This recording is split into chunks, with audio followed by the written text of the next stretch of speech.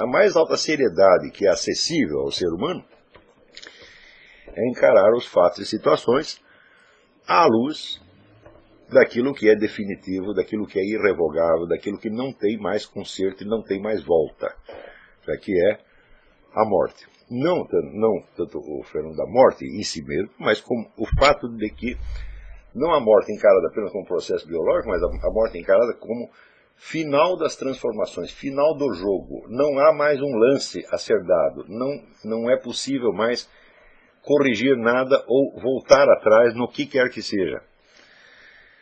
Note bem que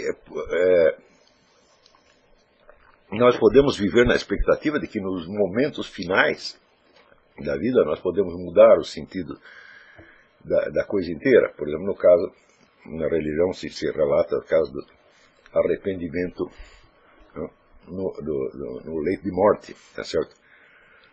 Mas arrepender-se no leito de morte é apenas garantir para você um lugarzinho na vida pós-mortem. Não vai mudar retroativamente a sua vida nesta terra. Tá certo? Então você sabe que o seu destino pós-mortem não depende em você de absolutamente nada. Tá certo? Mas a forma da sua vida terrestre depende. Mas a forma dessa vida terrestre depende de você na medida em que você a encare à luz do fato da morte e à luz do fato da vida após a morte. Tá certo?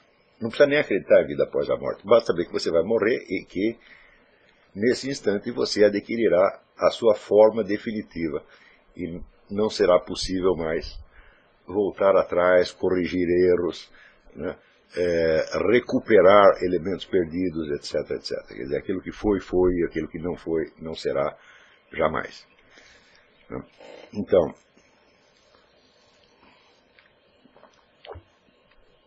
uma verdadeira seriedade e sinceridade só é possível nesse nível, porque o resto é tudo futilidade. O resto, quando você está agindo não à luz e sob a inspiração deste conhecimento, dessa recordação, mas está agindo em função de expectativas do momento, essas expectativas são o quê? São a opinião dos outros, são os seus próprios desejos, ilusões, etc, etc. É a pressão, é a peer pressure, como eles chamam aqui, a pressão dos colegas, tá certo? É a pressão da família, é a pressão do emprego, é a pressão do patrão, é qualquer porcaria externa, perfeitamente transitória, tá certo? Por exemplo, quem quer que tenha uma família e tenha uma certa idade, ele percebe que ao longo da vida ele fez uma série de sacrifícios inúteis pela família. Se ele tiver sacrificado apenas a sua vaidade, a sua ambição, para favorecer mulher e filhos, tudo bem, mas às vezes ele sacrifica coisas preciosas, coisas espiritualmente preciosas, em função da família, tá certo? E quando ele alcança uma certa idade, ele vê que fez isso, ele vê que não valeu a pena, evidentemente, vê que foi aquela concessão só serviu para corrompê-lo e para corromper a própria família, tá certo? Então, tudo o que nós estudarmos em filosofia será apenas futilidade, leviandade, frescura, se não for feito com esse espírito. Qualquer coisa que você leia ou medite sobre filosofia tem que ser feita assim, vamos dizer, com a imagem da morte na sua frente. Ortega y Gasset falava das ideias dos náufragos. Ele dizia que só valem aquelas ideias que ainda têm alguma importância para os náufragos. Na hora que o sujeito está se afogando e que ele se agarra a uma tábua para não ser engolido pelas águas. Vamos dizer, quantas das ideias dele, quantas das crenças dele sobrevivem neste momento? Algumas sobrevivem, de certo, mas a maioria não. Tudo aquilo que teve importância num outro momento, né, de tudo aquilo que teve importância em outro momento, só uma fração muito pequena se conservará viva e atuante nesse momento. No instante em que fizemos o primeiro exercício, o que foi pedido para vocês? Foi pedido que vocês se vissem a si próprios dentro de uma escala de valores universais, tal como vocês captam, de tal modo que a sua vida concreta, a sua pequena biografia, o seu necrológio, exemplificasse aquelas qualidades máximas, tá certo, das quais você se acredita como portador em potencial.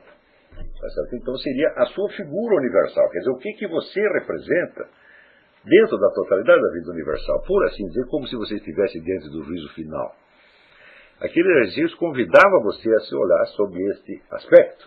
Acontece que esta visão sob o aspecto universal, ela não é fácil de você obter, ela não é dócil ao seu apelo, ela não vem quando você chama. É preciso um estímulo. Aquele exercício foi dado como um estímulo. Por quê? Porque as pessoas não estão, vamos dizer, não é uma coisa costumeira você imaginar que você morreu e que alguém está contando a sua vida. Então, essa situação inusitada que eu inventei foi para isso, entendeu? Através desse artifício imaginativo, você se transporta da multiplicidade, da confusão do cotidiano para um outro plano, onde você adquire uma figura mais definitiva, inspirada no famoso verso do Mallarmé sobre o túmulo de Edgar Poe, tel qu'en lui-même enfant, l'éternité le change. Quer dizer, a eternidade transforma naquilo que ele era. Transforma naquilo que ele era por quê? Porque veio a morte e a partir da morte não há mais transformações. A nossa vida é um ciclo de transformações. Chega uma hora que metamorfose para de se metamorfosear, porque você morreu e te trancaram num caixão. O caixão tem aquela forma sextavada e simbolicamente isso aí representa que os 6 dias da criação. E no 7º dia Deus descansou. Então os 6 dias da criação completou você, fechou ali naquele negócio sextavado e aí não muda mais. Então, aí você tem a sua forma definitiva, tá certo? Da qual se poderá, mais tarde, descobrir alguma coisa que não sabia. Mas não se pode acrescentar mais nada. Quer dizer, se você tomou uma decisão errada, errado ficou. A ideia das recompensas exteriores da profissão coloca nessa profissão muitas pessoas que não têm vocação nenhuma para aquilo. E que vão ser só enganadores. Quer dizer, o desejo, a vaidade, como você falou, ou é vaidade, ou é desejo de dinheiro, etc. Bom, todos esses elementos... Você tem direito de lamber um pouco o seu ego, você tem o direito de ter um pouco de aplauso, todo mundo tem direito de ter um pouco disso, dentro de uma medida razoável. Mas isso não pode ser o determinante da sua vida. Né? Porque isso é jogar a vida pela janela, gente. Ora, uma vez o Julián Marías, eu vi uma conferência dele que eu nunca fiz, foi uma conferência absolutamente memorável, foi o melhor orador filosófico que eu vi na minha vida. E ele fez uma pergunta assim, se nós tivéssemos que colocar assim, a pergunta, quem sou eu? E colocássemos essa pergunta em face da morte. Ele disse, eu sou aquelas coisas que eu escolhi e que valem, as quais valem a despeito da morte. Com morte ou sem morte, eu quero isso. Então, isso é importante, quer dizer que são coisas que vão para além da morte. É nisso que você tem que basear a sua vida. Se você é crente, então, eu espero que por conta da minha atividade de professor, de todo o esforço que eu fiz para buscar a verdade, etc, etc. Eu espero que Deus perdoe muitos dos meus pecados por conta disso. Então, é uma devoção que você faz. Você está fazendo isso não é por necessidade externa de dinheiro, não é por vaidade e também não é porque gosta. Você está fazendo para Deus. Ele é o seu verdadeiro público, ele é o seu verdadeiro objetivo. Então, aí funciona. Aí sua vida tem uma base sólida que vai para além da morte, meu filho. Se você não quer raciocinar em termos religiosos, vai.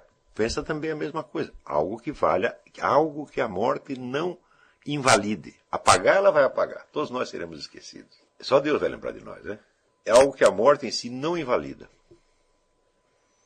Então é nisso que você tem que basear a sua vida.